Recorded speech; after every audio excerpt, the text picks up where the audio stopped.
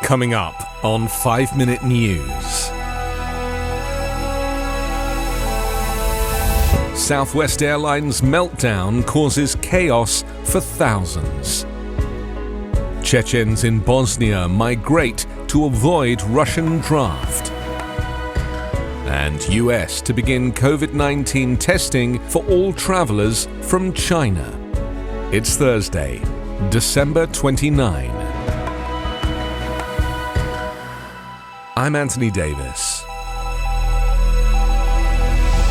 Passengers relying on Southwest Airlines to get them home suffered another wave of cancelled flights on Wednesday, and pressure grew on the federal government to help customers get reimbursed for unexpected expenses they incurred because of the airline's meltdown.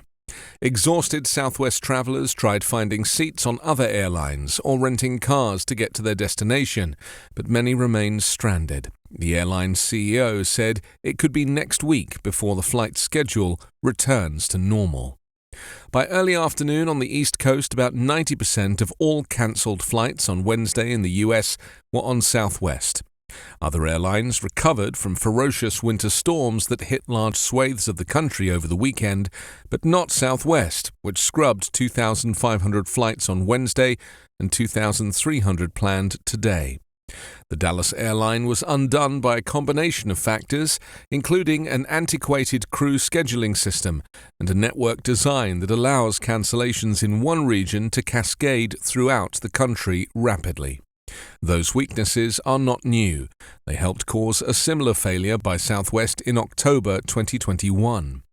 The U.S. Transportation Department is now investigating what happened at Southwest, which carries more passengers within the U.S. than any other airline. A Senate committee promises to investigate too.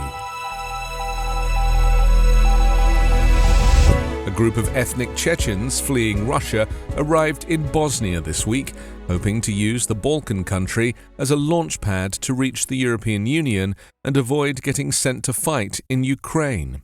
The group of some 50 people, predominantly from Russia's Chechnya region, congregated near Bosnia's northwestern border with EU member Croatia, the Bosnian Security Ministry said yesterday. They want to reach the European Union because, in their own words, they are fleeing military draft in Russia, the ministry said in a statement. Russians can enter Bosnia without a visa and are permitted to stay in the country for a maximum of 90 days within a 180-day period. But to enter Croatia, which is set to join Europe's visa-free travel zone, the Schengen area, on January 1st, they must hold a valid visa. The ethnic Chechens gathered near the Maljevac border crossing include families with children. Many of the people waiting said they hoped to be allowed into Croatia. However, Croatian border guards mostly appeared to be turning them back. According to Bosnian media, the Chechens arrived in Bosnia from Turkey and Serbia, the only two countries in Europe with direct flights from Russia during the war. The Security Ministry said it would continue to monitor the situation on the ground and gather detailed information from law enforcement agencies to propose appropriate measures to maintain a secure situation. Bosnia became a bottleneck for Europe-bound migrants from the Middle East, Central Asia, and North Africa in 2015, when other nations in the Balkans and Central Europe closed off previously established migration paths in the region. The United States will impose mandatory COVID-19 tests on travelers from China, U.S. health officials said yesterday, joining India, Italy, Japan and Taiwan in taking new measures after Beijing's decision to lift stringent zero-COVID policies.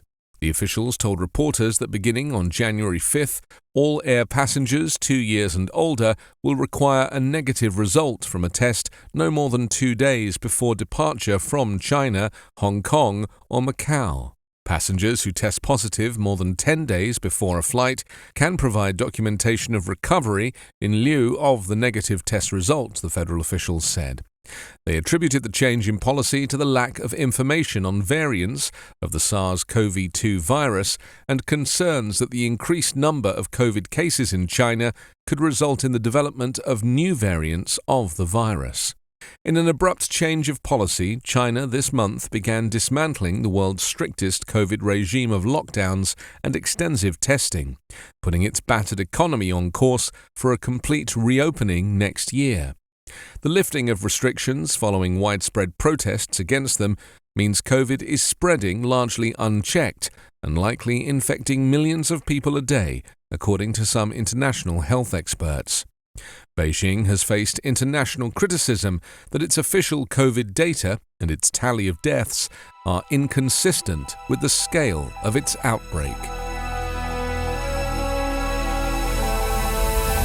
You can subscribe to 5-Minute News on YouTube with your preferred podcast app. Ask your smart speaker or enable 5-Minute News as your Amazon Alexa flash briefing skill. Subscribe, rate and review online at 5minute.news. 5-Minute News is an Evergreen podcast covering politics, inequality, health and climate, delivering independent, unbiased and essential world news daily.